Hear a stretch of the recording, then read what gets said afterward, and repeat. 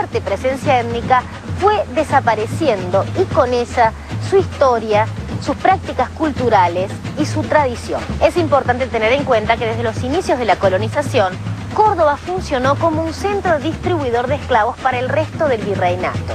Los esclavos eran utilizados para las tareas domésticas, el artesanado y las faenas rurales. Además, formaban la primera fila de los batallones de la independencia, eran lo que se conoce como carne de cañón. Pero ¿qué pasó con los afroargentinos, con los descendientes negros? Esta es la pregunta que nos hicimos para elaborar este informe, en el que consultamos a investigadores e historiadores de la universidad.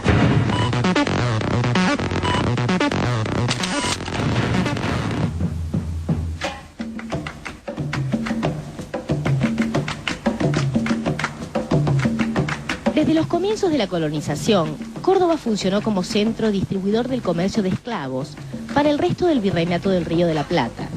Provenientes de África, los esclavos llegaban a Córdoba desde Buenos Aires y Brasil. Ser negro no era más que ser esclavo y por lo tanto un objeto de venta. Eran destinados a las tareas rurales y de construcción, como también a las labores domésticas y el artesanado. En las estancias jesuíticas, los negros esclavos eran la mayor parte de la fuerza de trabajo. Si bien en Córdoba, digamos, era un centro de distribución, también aquí quedaron muchos de los esclavos que llegaban, fundamentalmente vinculados a las órdenes religiosas. En la ciudad de Córdoba, según datos estadísticos, en 1840 el porcentaje de afrodescendientes llegaba al 62% de la población total. ¿Qué pasó entonces con los negros esclavos? ¿Por qué desaparecieron y fueron además ignorados por la historia? En una primera instancia, muchos de ellos mueren en las campañas independentistas. El ejército sanmartiniano contaba con aproximadamente el 40% de su tropa, fundamentalmente la infantería, la que iba como punta de lanza. Eran esclavos que se le prometían la libertad. No se le da tampoco la libertad, lo mandan nuevamente a nuevas guerras y finalmente desaparecen. Pero no solamente se dio en la campaña independentista de Argentina, sino también en la época de nuestros caudillos.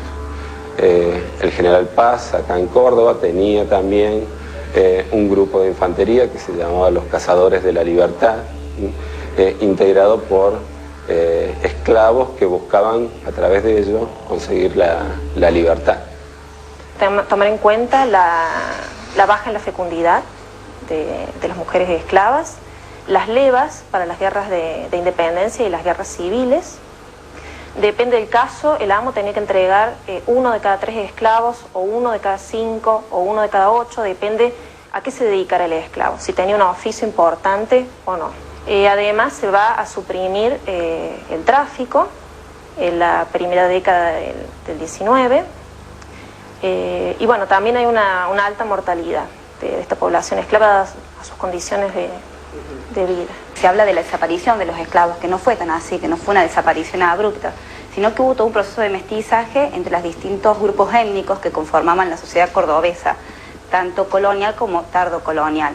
Entre lo que es blanco y el negro y el indio, el mestizaje fue muy fuerte y desde el principio de la colonia. Entonces no es que desapareció totalmente, sino que incluso han quedado rasgos de la cultura, ¿no? Que es lo que nosotros llamamos actualmente afroamericano.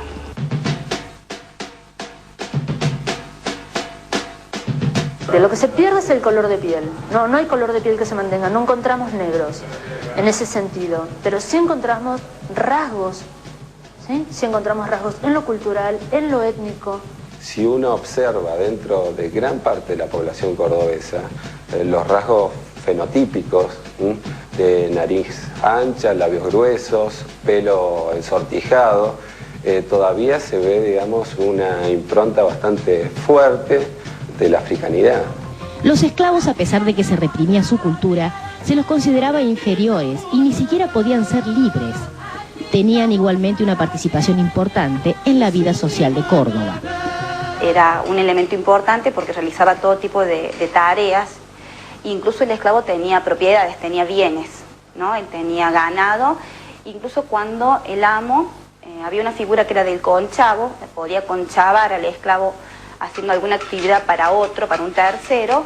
El amo se quedaba con una parte del jornal del esclavo, pero el esclavo se quedaba también con un dinero. Eran artesanos, hábiles artesanos, fabricaban velas, jabones, eran talabarteros, hacían partes para las monturas de los caballos, fabricaban textiles, se encargaban de las haciendas, y las mujeres también se dedicaban a las artesanías, a la elaboración de artesanías, y también a las labores domésticas, y muchas veces eran destinadas a ser amas de cría de los hijos de sus amas.